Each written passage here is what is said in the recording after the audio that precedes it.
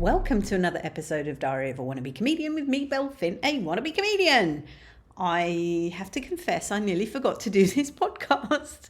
It is literally 10 to 10, so it's going to be late, obviously, because I always like to publish at 10 o'clock. But anyway, we'll get there in the end. I'm sure you'll be sitting there thinking, she's given up already. But it's just, I've just got out of the habit of doing it, so I just forgot, Monday and Thursday podcast. Anyway, I'm here now.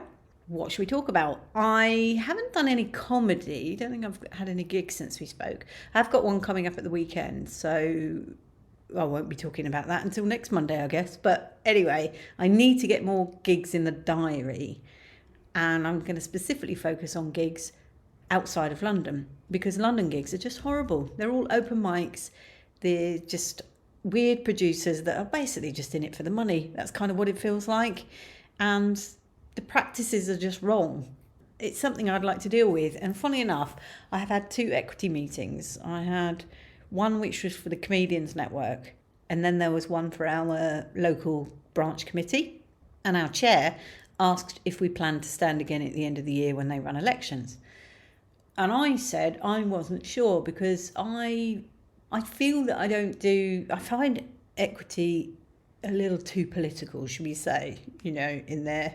They're supposed to be not politically aligned, but they clearly are, with all sorts of causes, and I'm just not interested in that. I'm interested in making life better for performers and creatives. And I just said I wanted to feel like I was doing more rather than just disseminating information that I'd gathered, because I'm a variety branch officer. I wanted to do a bit more. And then I just happened to be talking about how awful open mics are. And she said, well, how about we look at doing a campaign to improve open mics? And I thought, now that is something I can get on board with. Anything that's going to improve the drudgery of that would be great. So that's that. I went to see, actually, yeah, I saw some comedy. Not just any comedy, very good comedy from Rod Gilbert. It was his show. What's his show called? Something in the Giant Grapefruit.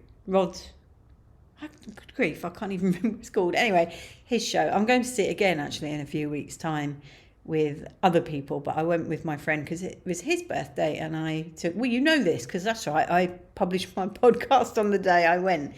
He was very good. I enjoyed it immensely. He's so funny. He's so animated. And you know what? I thought that's brilliant, because I'm animated on the stage. And I was thinking, am I too much? Am I too manic? I don't know where it comes from, but I saw a little bit of my behaviour in him, and I figured, well, he's done all right, hasn't he? So, but it was a very personal show, because it was about his cancer journey. I know a lot of people don't like that saying, but what else do you call it? There was a start and an end, and an awful lot of difficulty in the middle, should we say. So yes, worth going to see if you can get a ticket, definitely.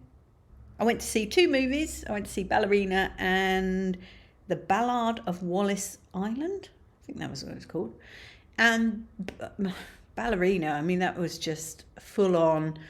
It was a I'm not that familiar with, what do they call it? That franchise? Yeah, that franchise of John Wick's.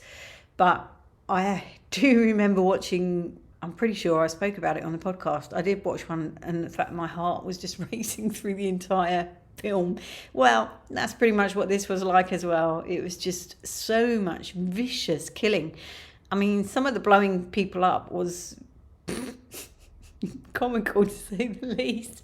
I think my favourite was shoving a grenade in a person's mouth, pushing them behind a door, and holding the door in front of them and seeing the explosion go out the sides. Anyway, if you're into that sort of thing, check out that movie. The other one was far more civilised, and it was a gentle comedy. I didn't much like the ending. Well, no, the ending was all right. It was predictable. That's the problem. It was sweet. Worth going? Yeah, I think so. I think it's worth going. And then the only other thing I did was I went and had a tea, because I don't drink coffee, but I went and had a tea with a friend who showed me a place in Victoria, which I recommend you check out if you are a visitor to Victoria. It's called the Onion Garden, and it's kind of this little shed that's in the middle of Victoria where you can have tea, coffee and buns, and it's a garden, and it just kind of weaves in and out, and you can just sit in these chairs surrounded by this greenery. I mean, it was lovely. because we went on Saturday morning and the sun was shining, and then of course there was a flyover for Trooping the Colour. All good stuff. Made you feel good inside. I felt really good actually sitting in nature. I need to do more of that. In fact, I walked to the cinema. I went to a different cinema today and I walked through St James's Park. And that also did me a lot of good, because loads of comedy comes to me when I walk through St James's Park. I should do it every day. Much love and gratitude.